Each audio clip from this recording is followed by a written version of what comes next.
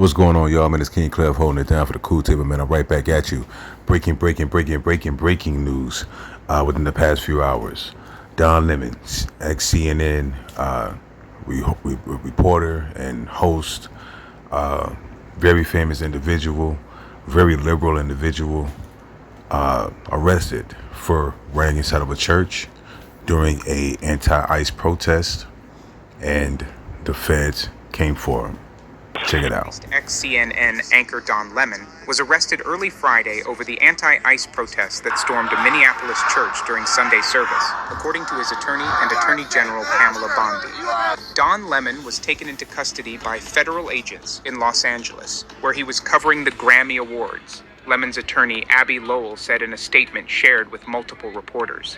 He was one of 4 people arrested by federal agents early Friday in connection with the coordinated attack on City's Church in St. Paul, Minnesota, Bondi later confirmed in a statement. Lemon, who had been documenting the increasingly violent protests following the shooting of Renee Nicole Good, live-streamed himself alongside demonstrators with the Racial Justice Network storming into the city's church in St. Paul, Minnesota, as they called out resident pastor David Eastwood, whom they accused of moonlighting as the acting field office director for ICE in the North Star State.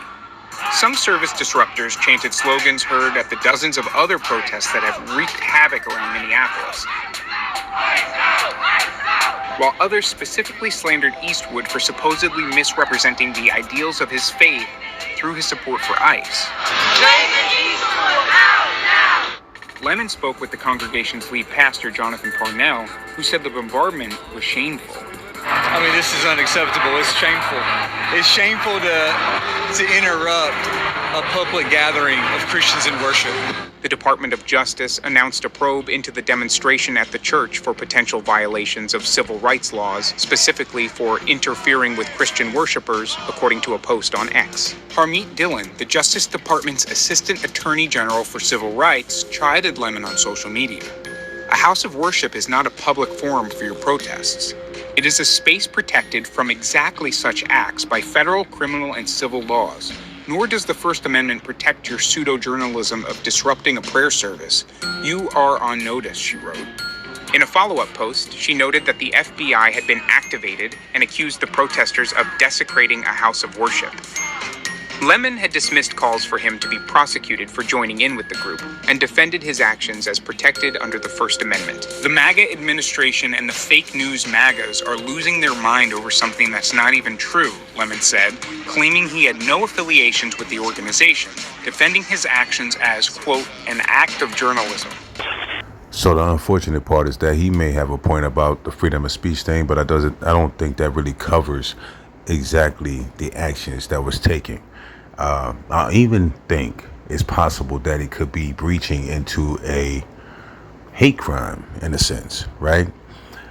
Going inside of a church or going inside of a mosque or going inside of a synagogue, any of these religious temples and religious places that religious things are happening, can be kind of going into that line or crossing that line of hate crime, right? So I don't know the final results. I don't know all the exact charges. I know some of the charges where they're talking about, just the act itself of going inside of a church breaches some civil rights laws. So I don't know how many laws they're going to try to apply. If there's more to come, this is just the breaking information that's happened that I just really witnessed in the past few hours, and just trying to get this information out to you guys as this is breaking out right now. Now, this has been going on for a few days. I've been watching as it's progressed since they actually ran into the church itself, right? And I think he thought it was going to be like he was giving those excuses of this is freedom of speech, I'm a journalist, yada, yada, yada. And even I saw one thing where he was saying that he wasn't necessarily a part of the protest. He was just being